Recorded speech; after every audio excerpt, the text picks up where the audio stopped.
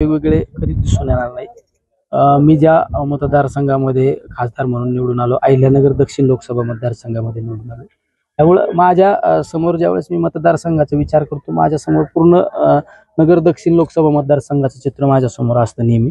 आणि आमचे सहकारी रोहित पवार कर्जत जामखेड विधानसभेमधून निवडून आल्यामुळे त्यांच्या दृष्टिक्षेपामध्ये कर्जत जामखेड मतदारसंघ नेहमी असतो। त्यामुळे त्यांची सुद्धा भूमिका ती सुद्धा योग्यच असते की प्रत्येकाला वाटतं का मेडिकल कॉलेज, इतकं मोठं मेडिकल कॉलेज पहिल्यांदाच आपल्या जिल्ह्यामध्ये होतं, ते माझ्या मतदारसंघामध्ये झालं पाहिजे।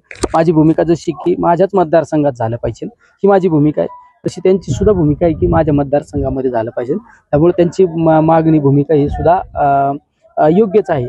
म्हणजे त्यामुळे आमच्या मध्ये कुठलाही मतभेद नाही, त्याचा कुणी गैरअर्थ सुद्धा काढू नये। मंत्री विखेंनी देखील म्हटलं होतं की मेडिकल कॉलेज हे जिल्ह्यासाठी उत्तर दक्षिणसाठी नाहीये, कोणी तसा दावा करू नये। नाही, माझी भूमिका ये उत्तर दक्षिण ही माझी भूमिका नाही, पण मेडिकल कॉलेज हे सिव्हिल हॉस्पिटलच्या लगत 5 ते 10 किलोमीटरवर झालं पाहिजे, हा शासन निर्णय सुद्धा आहे। आणि तुम्ही ज्यावेळेस आम्ही ज्यावेळेस बाहेर जातो त्यावेळेस आमची ओळख ही अहिल्यानगर चे खासदार म्हणून, त्या जिल्ह्यातले आमदार म्हणूनच ओळख निर्माण होते असती। त्यामुळे आपला शहर हे प्रगतीपथावर जर जायचं असेल तर तिथं सगळ्या पद्धतीच्या सुखसुविधा आपण आणल्या पाहिजे, ही भूमिका माझी महत्वाची आहे। त्यामुळे मी नगर शहरासाठी मी स्वतःहून आग्रही आहे नाही ते होणारच।